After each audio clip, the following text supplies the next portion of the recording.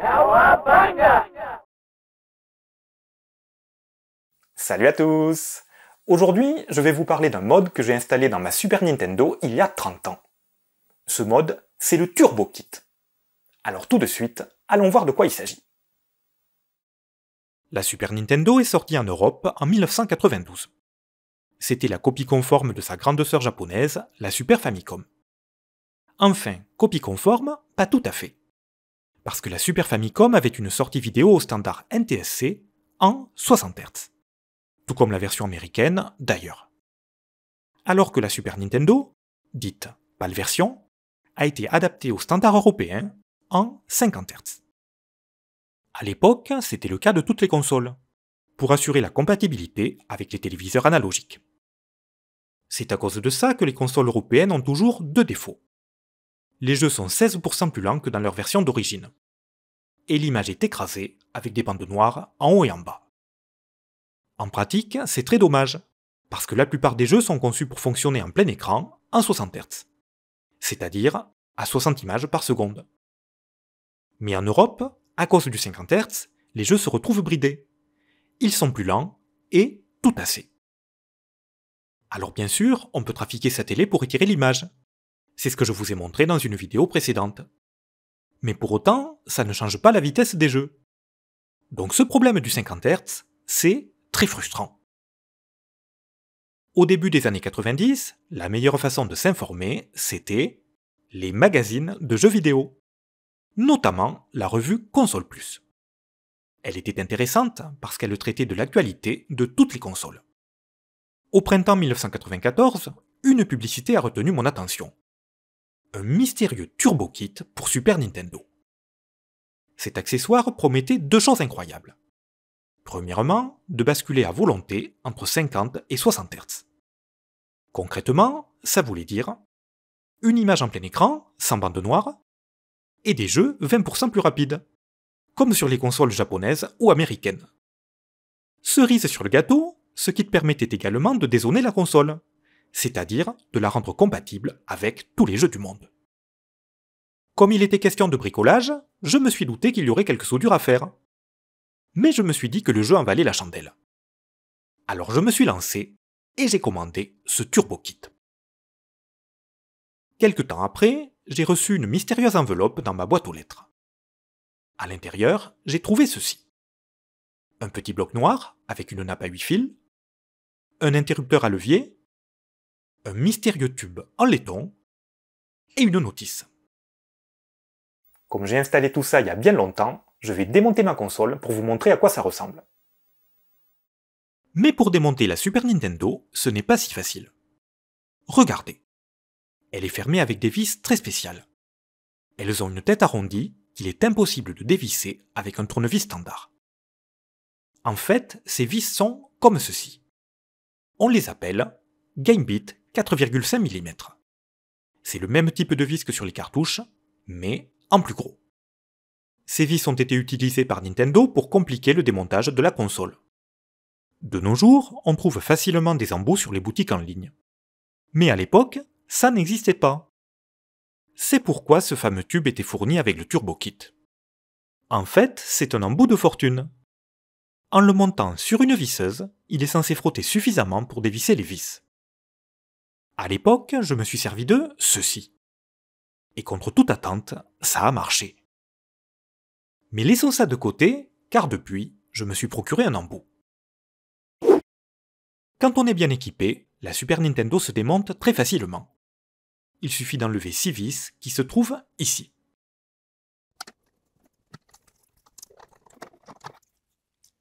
On la retourne, on fait tomber les vis, puis on peut retirer le capot. La carte mère se trouve tout dessous. Elle est séparée en deux par le port cartouche. La partie arrière est protégée par une plaque métallique surélevée. Et sur la partie avant, il y a une autre plaque, plus basse. Par-dessus, il y a le mécanisme d'éjection. À gauche, on voit le bouton marche arrêt. À droite, le bouton reset. Et ce truc bizarre, c'est quoi? Eh bien, c'est le fameux Turbo Kit. À l'époque, je l'ai collé solidement. Vous voyez, ça n'a pas bougé.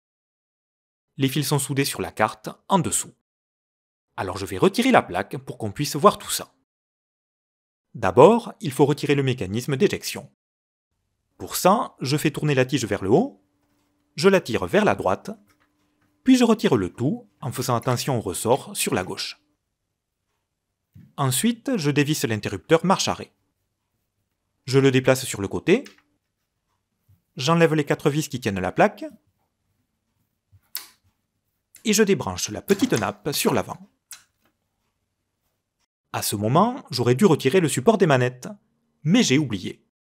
Tant pis, c'est pas grave. Après ça, je peux enfin retirer la plaque et contempler les soudures du TurboKit. À l'époque, j'ai juste soudé les 8 fils comme indiqué dans la notice. Je n'avais aucune idée de comment ça pouvait marcher. Mais aujourd'hui, on trouve beaucoup d'informations sur Internet. Alors on va examiner tout ça en détail. Commençons par le switch 50-60 Hz. Ça se passe sur ces deux composants qui s'appellent PPU1 et PPU2. PPU signifie Picture Processing Unit. Donc ces deux puces, ce sont les processeurs graphiques de la Super Nintendo. Dès le départ, ils ont été conçus pour fonctionner en 50 ou 60 Hz. Voici comment ça marche. Chaque PPU a une broche appelée PAL-mode. Si on lui applique une tension de 0 V, le PPU fonctionne en 60 Hz. Mais si on lui applique une tension de 5 V, le PPU fonctionne en 50 Hz. Ce qui est le cas sur les consoles européennes. Alors la solution, c'est de dessouder la broche PAL-mode et de la brancher sur un interrupteur. Ça permet de changer de mode à tout moment, même en cours de jeu. Vous voyez, c'est pas compliqué. Notez que, en général, on ajoute une résistance côté 5 V pour éviter tout court-circuit. Attention, les deux PPU sont différents. Sur PPU1, PAL-mode est la broche 24, alors que sur PPU2, c'est la broche 30. Mais le principe reste le même. En pratique, il faut dessouder la broche 30 de PPU2. C'est assez difficile parce que ces broches sont toutes petites. Je me souviens, j'ai dû m'aider d'une aiguille pour la soulever. Mais avec un fer à souder à pointe fine et un peu de patience, on y arrive. Après ça, il faut laisser la patte en l'air et souder le fil dessus, en faisant très attention de ne pas la casser. Et ensuite, il faut faire la même chose sur la broche 24 de PPU1. Comme il y a d'autres pattes des deux côtés, c'est encore plus dur. Concernant l'interrupteur, on peut le mettre là où on veut. J'ai décidé de le placer ici, à l'arrière. Il suffit de percer un trou. À l'intérieur, il y a plein de place. On peut faire passer les fils sur le côté. Ensuite, parlons de la partie dézonage. Ça se passe ici. Ce composant s'appelle le CIC, ce qui signifie Checking Integrated Circuit. Autrement dit, puce de vérification. Souvenez-vous, on en a déjà parlé quand on a démonté les cartouches. Et bien en fait, on trouve le même CIC dans les consoles, même s'il a une forme différente. Voici le principe. Le CIC est un composant secret. Il renferme un algorithme qui était connu uniquement par Nintendo. Cet algorithme ne sert qu'à une chose, vérifier qu'il y a un autre CIC du même type dans la cartouche.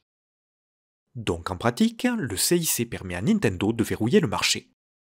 Seules les cartouches autorisées peuvent fonctionner sur la console. Et notamment, seules les cartouches de la même région que la console. En fait, il y a deux types de CIC. 413 pour l'Europe et 411 pour le Japon et les États-Unis.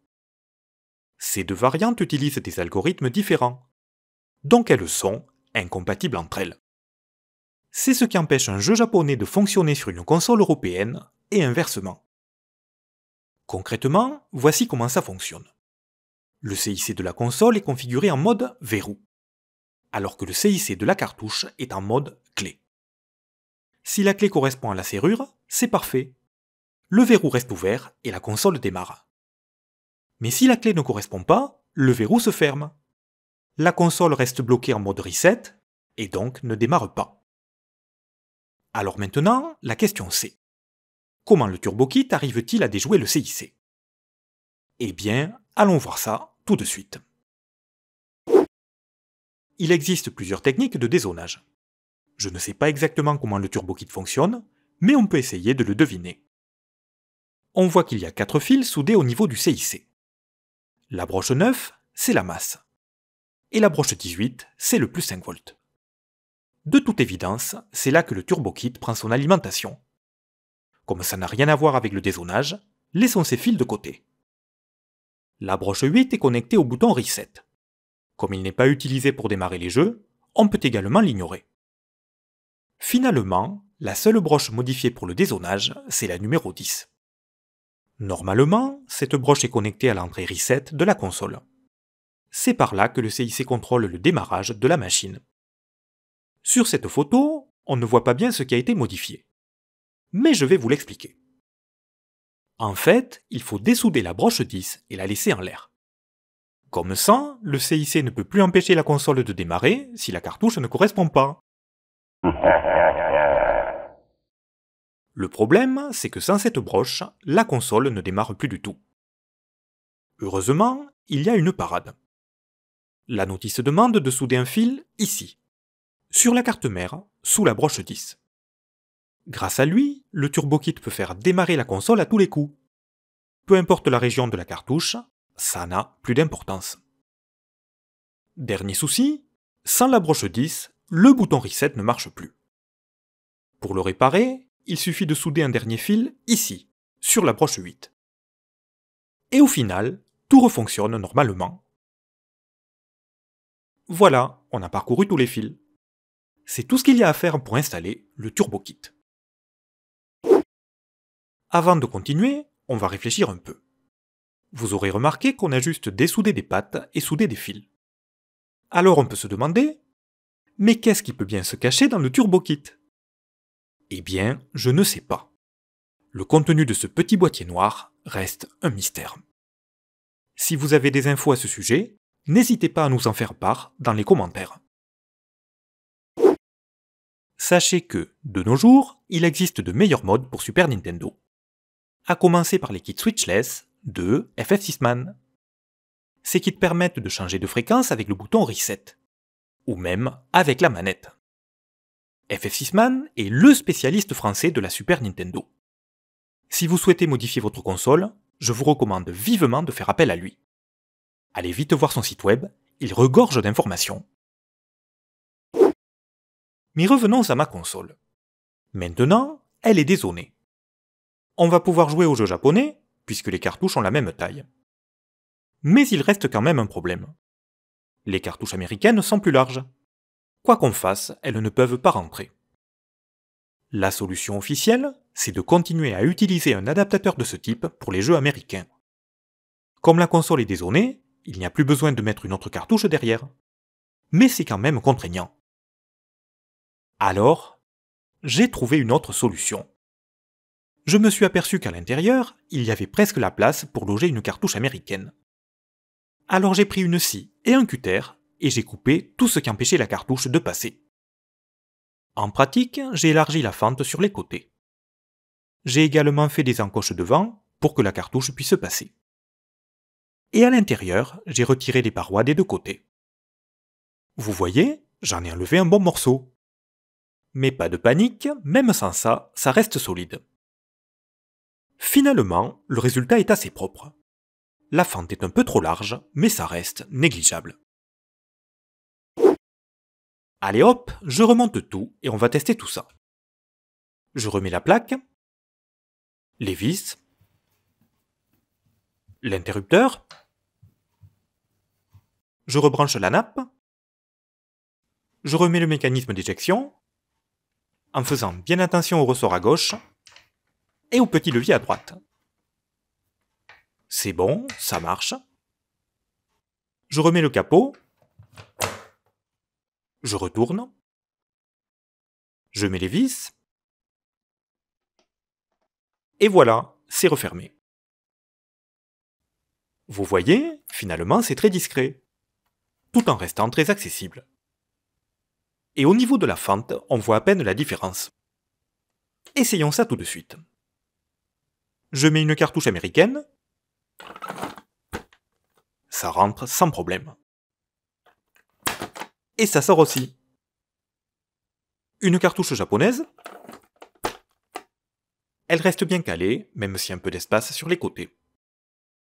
Et évidemment, avec les jeux européens, ça passe tout aussi bien. Voilà, je vous ai tout dit. Alors maintenant, il est temps de tester les jeux en 60 Hz. Commençons par Super Soccer. Là, je suis en 50 Hz. On voit bien les bandes noires, comme d'habitude. Je passe en 60 Hz. Super, ça marche. L'image est passée en plein écran. Et on sent que c'est plus rapide. Bien sûr, je peux repasser en 50 Hz à tout moment. Ensuite, F0. Je passe en 60 Hz. Nickel, l'image retrouve son ratio d'origine. Et aussi, sa vitesse. Il va falloir s'entraîner. Les bandes noires, c'est fini. Maintenant, super à l'est. Je passe en 60 Hz. Vous avez entendu ? Sur ce jeu, la musique devient trop rapide. Mais c'est un cas particulier. Sur les autres jeux, il n'y a pas ce problème. Et tant qu'on y est, regardez bien les cercles oranges. En 60 Hz, ils sont beaucoup plus ronds. Alors qu'en 50 Hz, ils sont tout aplatis. C'est pas très joli. Autre jeu, Pop & Twinbee européen. Je démarre en 60 Hz. Qu'est-ce que c'est que ça ? On me dit que ce jeu n'est pas conçu pour la Super Famicom. En fait, ce jeu détecte le 60 Hz. Et il en déduit qu'il est sur une console étrangère. Donc ceci, c'est une protection supplémentaire. Pour empêcher les jeux de passer sur une console étrangère avec un adaptateur. Quand je démarre en 60 Hz, la protection se déclenche. À tort, puisqu'en réalité, la console et le jeu sont de la même région. Alors l'astuce, c'est de passer en 50 Hz avant de démarrer. Ça passe. Et ensuite, je peux revenir en 60 Hz. Ce qui me permet de profiter du jeu dans les conditions d'origine, malgré la protection.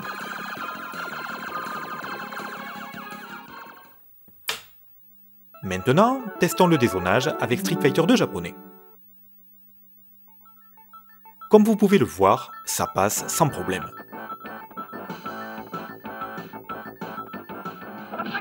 Notez que, même à 60 Hz, ce jeu a déjà des bandes noires. C'est normal, il a été conçu comme ça. Mais quand je passe en 50 Hz, les bandes noires deviennent énormes. Oh que c'est moche! Alors vite, je repasse en 60 Hz. Dernier test, un jeu américain. Par exemple, les Tortues Ninja 4, Turtles in Time. Comme prévu, ça passe crème. Voilà, vous avez vu qu'avec cette modification matérielle, on peut grandement améliorer sa Super Nintendo. Faire disparaître les bandes noires, augmenter la vitesse, et faire passer les jeux étrangers sans adaptateur. Alors certes, j'ai un peu abîmé mon boîtier. Mais depuis, c'est que du bonheur. Alors si ça vous a plu, je vous laisse vous abonner, si ce n'est pas déjà fait. Et quant à moi, je vais faire une petite partie de Turtles in Time en 60 Hz. Bye bye!